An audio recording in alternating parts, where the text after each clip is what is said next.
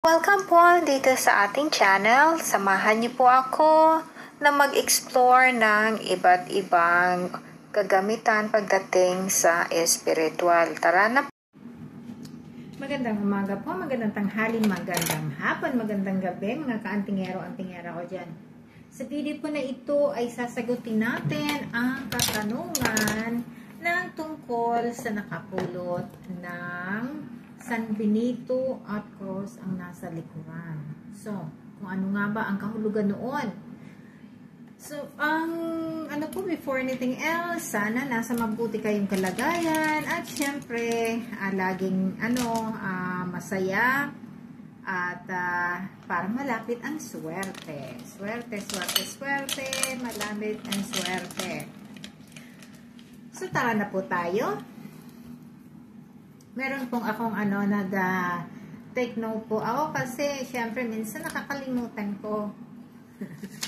At doon po sa mga na sinasabing iwasan ko ang puro na lang ang aking video ay ako ay paumanhin kasi talaga naman na hindi ako marunong ng Tagalog. Nahihirapan po ako ng Tagalog.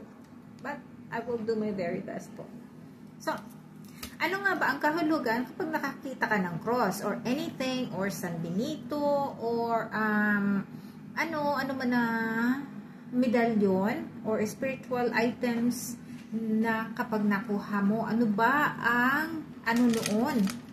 Ano ba ang meaning noon? Ano po? So, tayo na po. Anuhin na natin.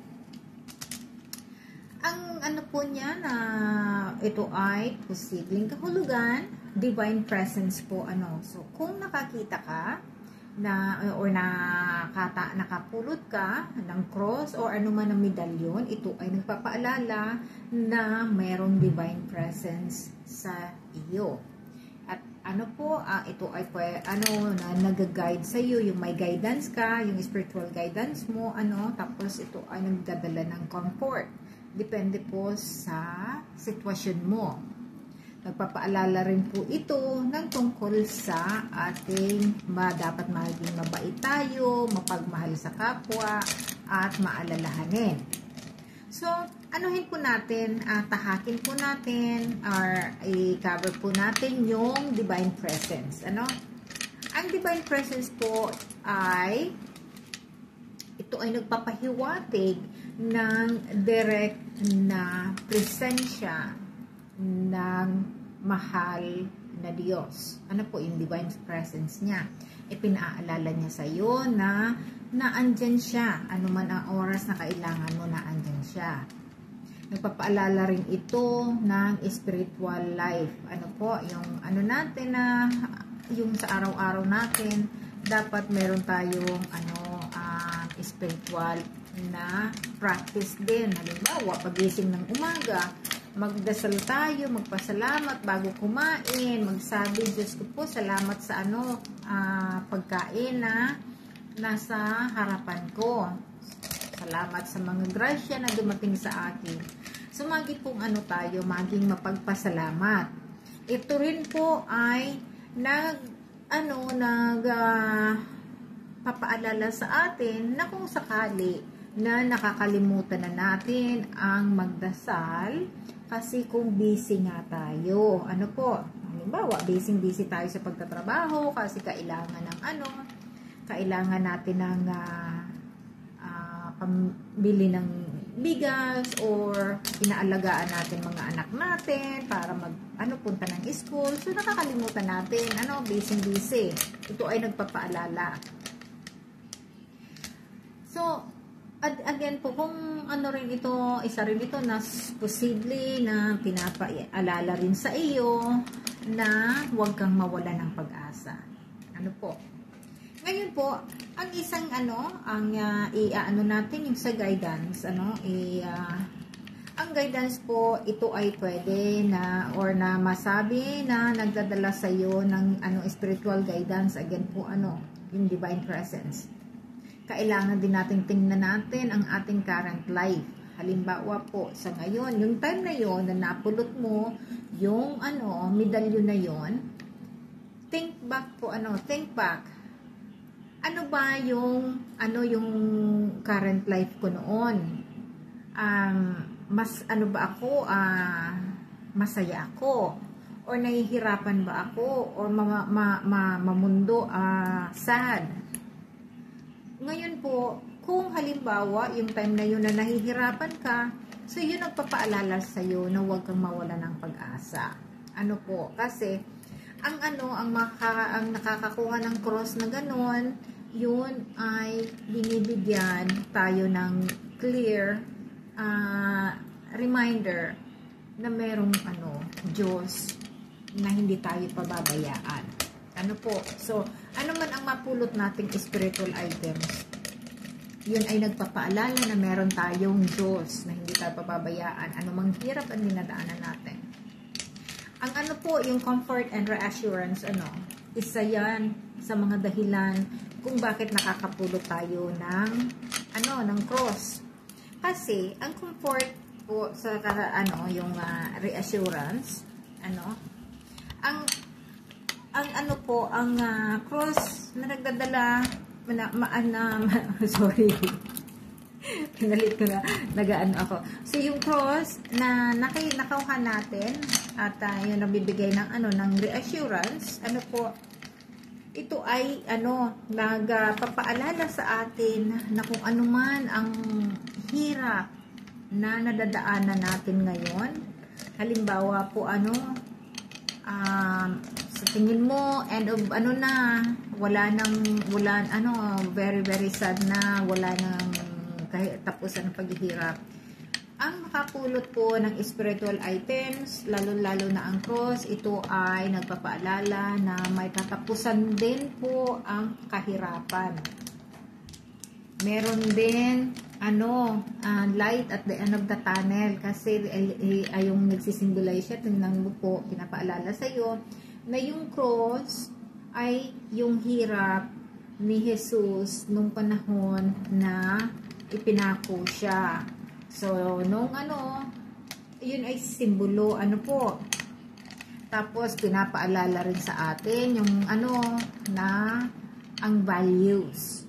So, halimbawa, yung nawalan ka na ng na kasi sa hirap ng buhay, po, ganon, sobrang problema, wala ka ng oras para sa sarili mo, mainit lagi ang ulo mo, tapos hindi ka na pag-spend ng time para sa'yo, lagi ka ng galit o galit ka na sa mga tao. So yun, nagpapaalala po na dapat mayroon tayong forgiveness. I-forgive natin yung sarili natin, and then forgive yung sa iba. Para maganda po ang takbo ng buhay natin. Yan ang mga paalala kung bakit tayo nakakapulot ng cross. Another po ay yung posibleng sacrifice natin. Halimbawa, yung kasi ang cross ay normally, po yun, Christianity, Christian context po yun. Yun po ay nagsisimbolo ni Jesus Christ. Ngayon, tingnan mo na po, alala ninyo kung ano ang nangyari kay Jesus. So, ngayon, posible pong i-mirror mo yung buhay mo nung time na yon na napulot mo yung cross na yon. Kapareho ba na naghihirap ka? So, pinapaalala po na malalampasan mo yan kung ano man ang kahirapan na nararanasan. Ngayon po, ang isang ang huling masasabi ko, posible na ang po tinatawag ka na ng spiritual side. Halimbawa po, gusto mong maging gusto na maging kang manggagamot, makatulong sa kapwa. So, hindi naman po nangangahulugan na maging kang manggagamot. Ay, ayaw ko niyan kasi ganito, kasi ganyan.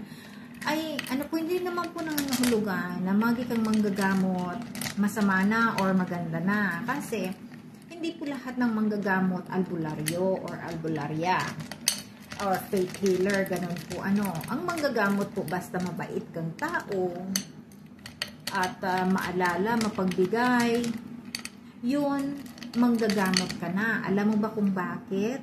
Kasi, kapag halimbawa yung kalapit mong bahay, may sakit, binigyan mo siya ng pagkain kasi hindi makaluto, yun, ginamot mo na yung niya, yung time na hindi niya magawa yun, nagtulong ka na. So, ang part na yun, parang healer ka na.